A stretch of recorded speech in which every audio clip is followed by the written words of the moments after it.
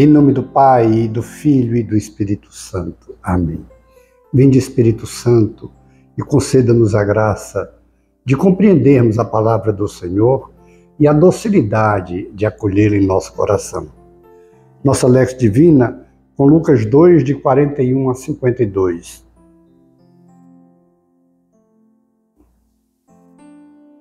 Seus pais iam todos os anos a Jerusalém para a festa da Páscoa. Quando o menino completou 12 anos, segundo o costume, subiram para a festa. Terminados os dias, eles voltaram, mas o menino Jesus ficou em Jerusalém, sem que os seus pais o notassem. Pensando que estivesse na caravana, andaram o caminho de um dia e puseram-se a procurá-lo entre os parentes e conhecidos. E não o encontrando, voltaram a Jerusalém à sua procura. 3 dias depois, eles o encontraram no templo, sentado em meio aos doutores, ouvindo-os e interrogando-os. E todos os que o ouviam ficavam extasiados com sua inteligência e com suas respostas. Ao vê-lo, ficaram surpresos, e sua mãe lhe disse: "Meu filho, por que agiste assim conosco? Olha que teu pai e eu, aflitos, te procurávamos." Ele respondeu: "Por que me procuráveis? Não sabíeis que devo estar na casa de meu pai?" Eles, porém, não compreenderam a palavra que ele lhes dissera. Desceu então com eles para Nazaré e era-lhes submisso. Sua mãe, porém, conservava a lembrança de todos esses fatos em seu coração. E Jesus crescia em sabedoria, em estatura e em graça, diante de Deus e diante dos homens. Palavra da salvação. Glória a vós, Senhor. Hoje, quando nós celebramos a Sagrada Família de Nazaré, esse texto maravilhoso nos mostra como José era um bom judeu, fiel à lei do judaísmo. Todos os anos, diz o texto, ele ia com Maria e seu filho Jesus a Jerusalém durante a Páscoa. E eles iam em caravanas. E era normal que, como eram parentes e amigos, todos da mesma cidade, era comum que as crianças, os adolescentes, ficassem entre si, uns com os outros. No final do dia, quando José e Maria sentem a falta de Jesus, aí vimos também a angústia da mãe e do pai. E aflitos voltam imediatamente a Jerusalém e só encontram o menino depois de 3 dias. E olhe que fato interessante. Eles o encontram no templo, Jesus aos 12 anos, portanto, não fazia nenhuma preocupação aos fariseus, aos escribas, aos doutores da lei. O texto diz que eles o ouviam atentamente.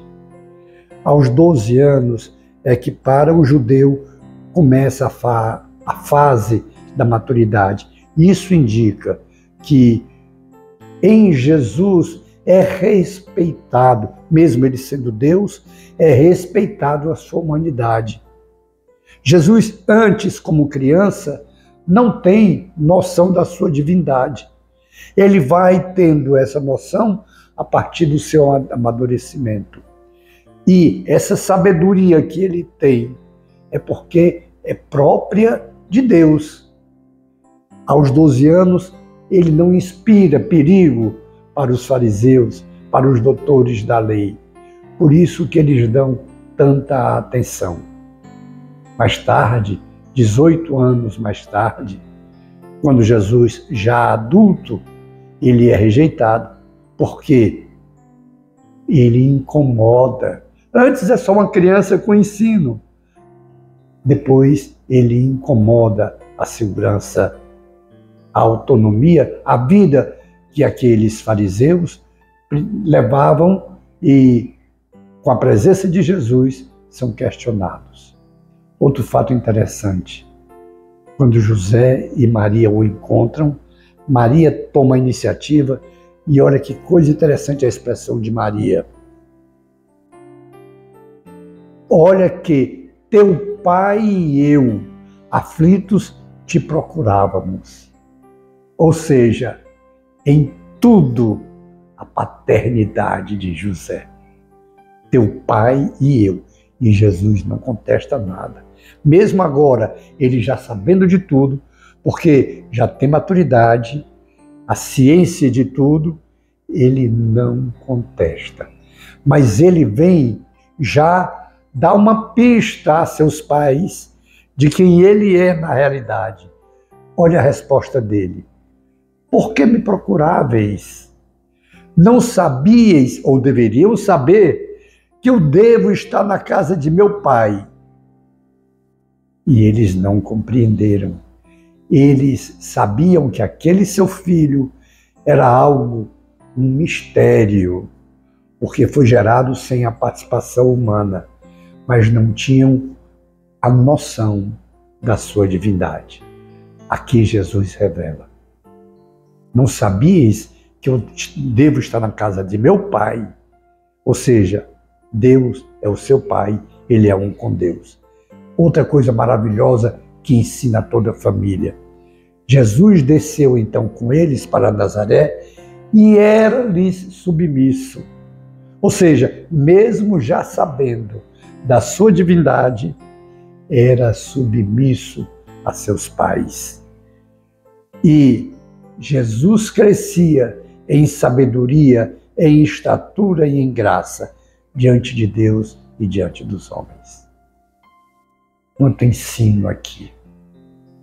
Primeiro, o cuidado que todo pai e mãe deve ter com seu filho. Depois, um grande ensino dos filhos, aos filhos, o respeito, a obediência, a honra ao pai e à mãe. Mesmo que o filho tenha conseguido um destaque maior do que o pai, mesmo que o filho tenha mais sabedoria do que o pai e a mãe, seja mais culto, seja mais letrado, seja mais rico, ainda assim, a submissão aos pais, a obediência, a honra ao pai e à mãe.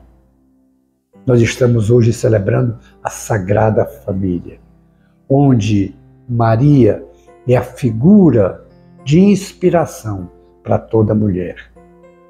José, a figura inspirativa para todo homem. Os dois, a figura de inspiração do casal. E Jesus, a inspiração para todo jovem, para todo filho.